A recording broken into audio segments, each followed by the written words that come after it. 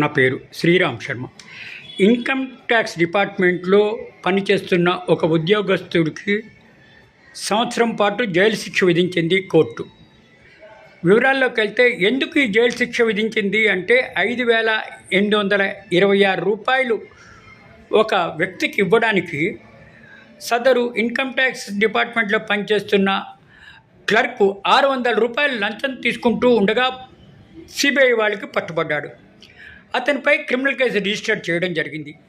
సదరు income tax ఉద్యోగస్తుడికి CBI పోలీసులు వల వేసి పట్టుకున్నారు. ఇట్లా లంచం తీసుకుంటుండగా అతనిపై ప్రివెన్షన్ ఆఫ్ కరప్షన్ యాక్ట్ అనుసరించి క్రిమినల్ కేసు రిజిస్టర్ చేశారు సిబిఐ పోలీసులు.